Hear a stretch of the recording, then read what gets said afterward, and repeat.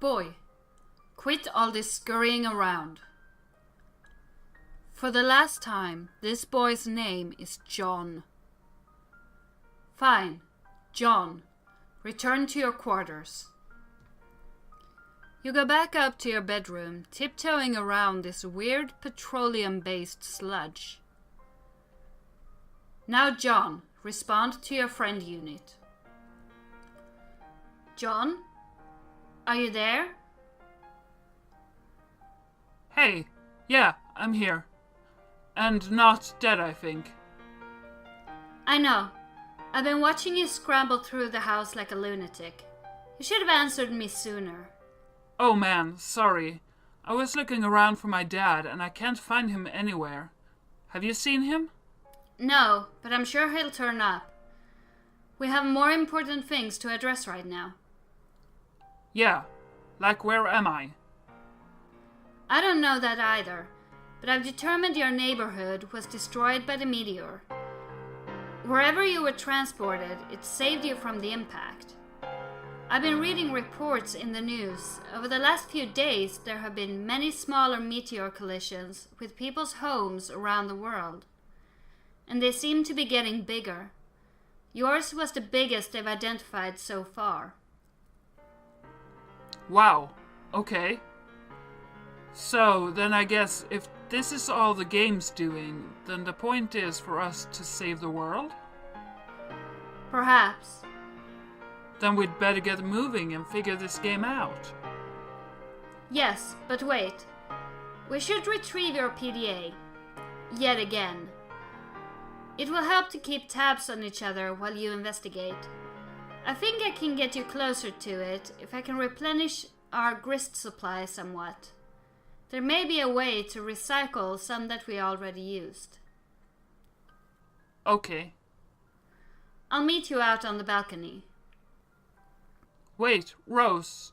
One thing. What? You never even wished me a happy birthday. Hello? I was working on something to send you, but I was running late with it. I didn't want you to think I believed meager well wishes alone would suffice for the occasion. That said, happy birthday, John. Oh jeez, that is silly. Anyway, thanks. First, take the fabric item on the floor there. The towel? Why? Oh well, you're the boss. You capture the towel. What now? Do as the purple text says. To the balcony.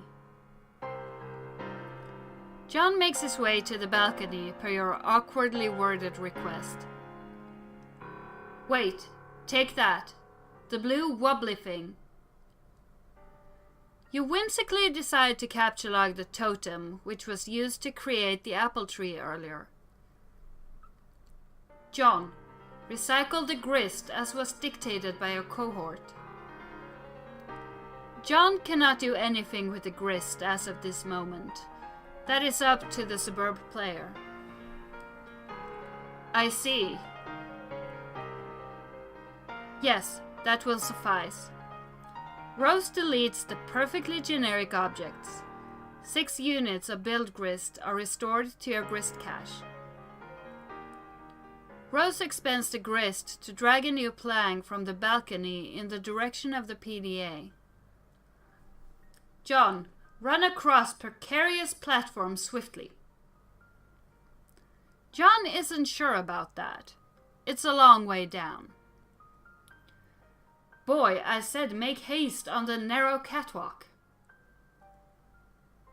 John is very nervous about the idea, and the strident tone of your commands is starting to make him a little upset.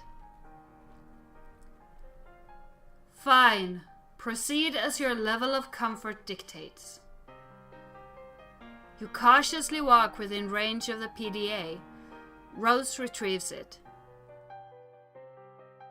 Now take it. You grab the PDA, launching one of the Harlequin figurines into the night. You can kiss that one goodbye. Just one forward command will suffice. Thanks. It looks like you're not the only one trying to locate your father after the disaster. These boring men are uninteresting. John, are you okay? You seem a bit tentative. I'm fine, I guess. Since I got here, I feel compelled to do these weird things I don't really want to do. By some kind of voice that I can't really even hear. I don't know, it is hard to explain. Perhaps the early symptoms of an anxiety disorder, like post-traumatic stress? Yeah, maybe. Who knows? Well, if you can pull yourself together, there are a few more things we should try. Like prototyping the kernel sprite again if possible. We should hurry, my laptop battery won't last forever. Okay, I will go back inside. No, don't do that. Hop off this ledge onto that car. What? No! That sounds incredibly dangerous. Now you're just being a pest. Which turnip truck did you just tumble out of anyway? Who are you? Years in the future, but not many. An unsealed tunnel welcomes hot desert air into its stagnant depths. An examination of the basics. Upon connecting with the client user, you, the server user, will be met with a control panel allowing you to manipulate your co-player's environment. You will find that you are allowed to deploy 4 items at no expense. 3 of these are rather large machines, and 1 is a punch card. It's quite possible that you have already deployed some of these items before reading this. If this is the case, and you have activated the machine called the Cruxtruder, such that it displays a countdown, you must proceed to section A100 of this walkthrough immediately. The life of the client user depends on it, and if your co-player has activated this device in your environment too, then yours does as well. But if not, please refrain from doing anything with the Cruxtruder, aside from merely deploying it. This will buy us some time to think things through properly, and to go over the basics of the game before you find your soft, easily punctured head in the jaws of the lion. As mentioned, there are 4 items to consider, each playing a role in a process which appears to have a singular purpose: to manufacture objects out of thin air. The designers of the game, judging by the language used, regard this process as a sort of alchemy. This may allude to complexities in the production process yet to present themselves. But for now, the variety of objects you are able to create remains quite limited. The items in question are the Cruxtruder. Again, tread lightly with this one. The Totem Lathe, the Alchemiter, and the pre-punched card. I will describe how these devices work in conjunction with each other, and I will use the analogy of having a key made at a hardware store to help you understand. First, deploy all of these objects in convenient proximity to each other. Be sure not to block doors or pathways with them. You can always revise the dimensions of rooms to make space for them, but I'd advise against this, or even experimenting with the function. Doing so comes at the expense of build grist, a commodity which appears to be at a premium at the onset, and one you'd be best advised to save for later. The Cruxtruder.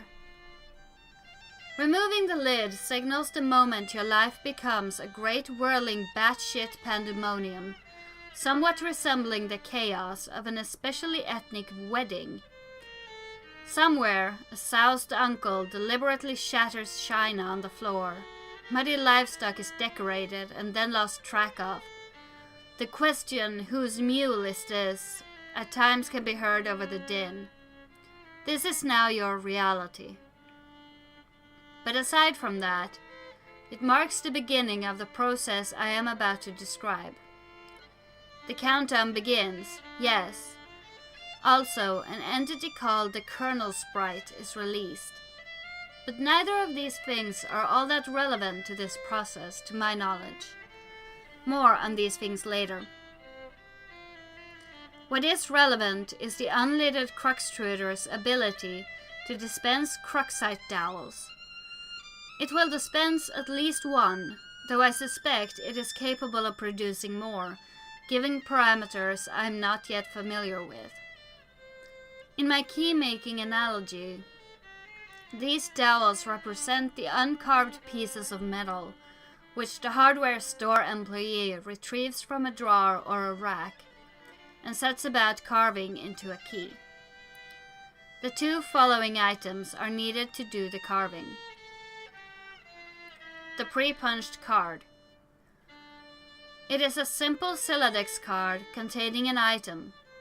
There is evidence to suggest the specific item it contains is variable from session to session. The card I deployed contained a blue apple. Yours may be different. It shouldn't matter, hopefully. Additionally, the card, as you may guess, is punched, like one used with antique computing systems. The pattern of holes comprises data, which I believe corresponds to the instructions for creating the item the card contains. That it is pre-punched suggests there is a way to punch an unpunched card, possibly imprinting it with the data for the item it contains, though no mechanism for this has presented itself yet. But the data on the card cannot be used to create the item directly. There is a middleman. That middleman is the totem lathe. The totem lathe. This is essentially the key carving machine. It will carve into your Cruxite dowel a pattern of grooves and contours, the sort which makes a key unique. The instructions for this pattern are supplied by the punch card, which is inserted into the lathe pre-activation to configure its chisels. Once the dowel is carved, you have a totem serving as your key, which can then be used to unlock the card item through the alchemizer.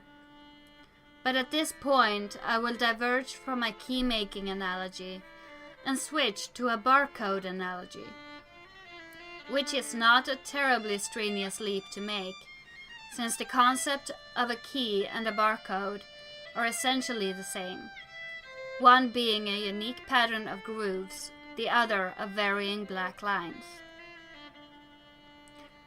The alchemizer. If you place a Cruxite dowel, carved or uncarved, on the alchemizer's small pedestal, its robotic arm will scan the contours with a laser. Hence the barcode analogy. This is the machine's way of reading the data originally imprinted from the card, and transforming that data into a physical object. Though typically this is not done without expense, I believe. An uncarved dowel results in the creation of a perfectly generic object, which is a seemingly useless green cube. It costs 2 units of build grist to make, and I do not advise you to waste resources on it. There appears to be many other varieties of grist, ostensibly used in combinations to create different sorts of items, which possibly offers some insight into the game's use of the term alchemy. But quite conveniently, there is an exception to this. Creating the item on the pre-punched card costs nothing. This is good, because creating this item turns out to be essential. Now that you know this, you can, in your own time, begin the process. Once you initiate it, naturally there is no going back, so best be prepared. But you probably shouldn't drag your feet too long. As I mentioned earlier, this is your only means of escape. When you're ready, be prepared to follow the steps in the next section swiftly. A100. So your Cruxtruder is ticking. Do this to live.